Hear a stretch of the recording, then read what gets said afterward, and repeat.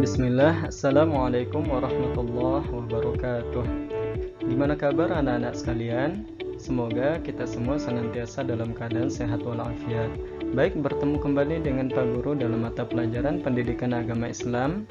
Pada kesempatan ini, kita akan mempelajari materi bab 3 dengan tema menghindari perkelahian pelajar, minuman keras dan narkoba. Baik, berikutnya kita lihat tujuan pembelajaran kita. Yang pertama, murid mampu memahami dampak negatif yang ditimbulkan dari perkelahian antar pelajar, minuman keras, dan narkoba. Selanjutnya kita memahami konsep dan dampak, yakni menjelaskan pengertian perkelahian pelajar, miras, dan narkoba, serta memahami faktor penyebab dan dampak negatifnya bagi individu dan masyarakat. Tujuan pembelajaran kita yang kedua, murid mampu memecahkan masalah perkelahian antar pelajar, minuman keras, dan narkoba dalam perspektif Islam. Berikutnya, kita lihat dalil Al-Quran tentang larangan mengkonsumsi narkoba. Allah Subhanahu wa Ta'ala berfirman, A'udzu billahi minasyaitonir rajim. Ya ayyuhalladzina amanu innamal khamru wal maisiru wal ansabu wal azlamu rijsum min 'amali syaitan fajtanibuhu la'allakum tuflihun. Innama yuridu syaitanu an yuqi'a bainakumul 'adawata wal baghdha'a fil khamri wal maisir wa yasuddakum 'an dzikrillahi wa 'anis shalah fahal antum muntahun. Yang artinya, wahai orang-orang yang beriman, sesungguhnya minuman khamar, berjudi, berkurban untuk berhala, mengundi nasib dengan anak panah adalah perbuatan keji dan termasuk perbuatan syaitan. Maka jauhilah perbuatan-perbuatan itu agar kamu mendapatkan keberuntungan. Sesungguhnya syaitan bermaksud hendak menimbulkan permusuhan dan kebencian di antara kamu dengan khamar dan berjudi, dan menghalangi kamu dari mengingat Allah dan sholat. Maka berhentilah kamu dari mengerjakan pekerjaan itu. Quran Surah Al-Maidah ayat 90-91. Berikutnya kita lihat dalil hadis tentang larangan mengkonsumsi narkoba. Dari Ibnu Umar radhiyallahu anhuma, ia berkata, Rasulullah sallallahu alaihi wasallam bersabda, kullu muskirin khamrun wa kullu khamrin haram. Setiap yang memabukkan adalah khamar dan setiap khamar hukumnya haram. Berikutnya, kita ingin ketahui apa itu perkelahian pelajar, minuman keras, dan mengkonsumsi narkoba. Yang pertama, pengertian perkelahian pelajar, yakni merupakan bentuk tindak kekerasan atau agresi yang dilakukan oleh dua kelompok atau lebih yang berusaha menyingkirkan pihak lawan dengan menghancurkan atau membuat pihak mereka tidak berdaya. Berikutnya, pengertian minuman keras dan narkoba, yakni merupakan zat adiktif yang mempengaruhi pikiran dan emosi, menyebabkan perubahan perilaku yang lebih agresif dan kurangnya kontrol diri. Berikutnya, faktor penyebab dari adanya perkelahian pelajar, minuman keras, dan narkoba.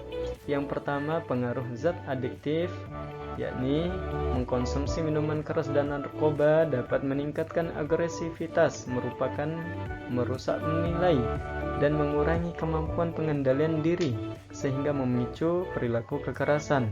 Yang kedua, kurangnya kontrol emosi. Pelajar yang tidak memiliki kemampuan mengelola emosi dapat lebih mudah terpengaruh oleh zat-zat tersebut untuk melakukan kekerasan. Yang berikutnya, faktor lingkungan dan teman sebaya. Pengaruh lingkungan pergaulan yang memungkinkan terjadinya perkelahian serta adanya kelompok atau geng yang mendukung tindakan agresif. Berikutnya, dampak perkelahian pelajar, minuman keras, dan narkoba. Dampak yang pertama, dampak fisik dan psikologis.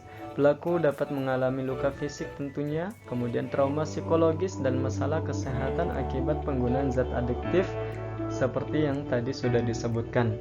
Kemudian dampak sosial dan hukum. Pelaku bisa mendapatkan sanksi sekolah, sanksi hukum, dan bahkan menciptakan permusuhan antar sekolah. Yang ketiga, kerusakan masa depan.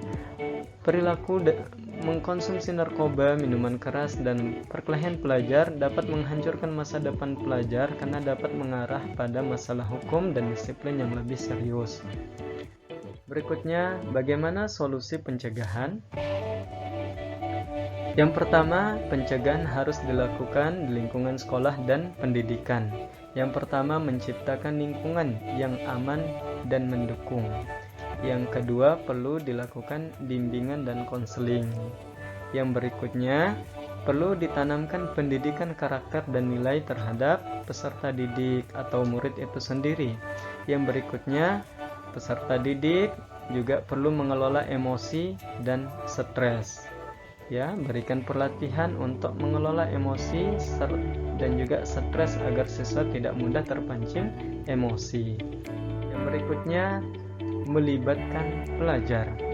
Di antaranya, pelajar harus memiliki keterampilan mengambil keputusan. Kemudian yang kedua, perlunya pelajar membangun kepercayaan diri.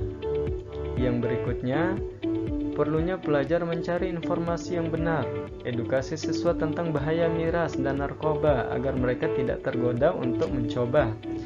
Yang berikutnya, perlunya dilakukan pelajar melakukan berbagai kegiatan positif.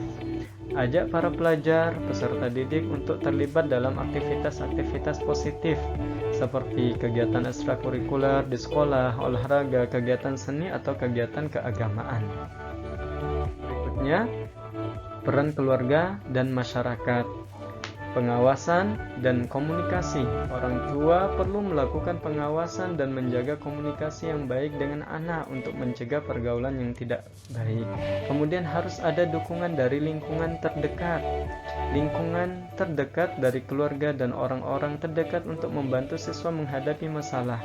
Kemudian yang berikutnya, siswa atau anak-anak peserta didik harus selektif dalam memilih pergaulan. Maka edukasi terhadap masyarakat khususnya pelajar untuk lebih selektif memilih teman agar tidak terjerumus dalam pergaulan yang berisiko. Kemudian perlu penanganan peran agama dan moral atau akhlak. Sejak dini memperkuat nilai agama, teguhkan pemahaman dan praktik keagamaan yang melarang perkelahian, miras dan narkoba. Kemudian mengembangkan ketaatan pada aturan. Biasakan diri untuk taat pada aturan dan norma yang berlaku. Demikian yang dapat disampaikan. Mudah-mudahan ada manfaatnya. Billahi taufiq wal hidayah. Wassalamualaikum warahmatullahi wabarakatuh.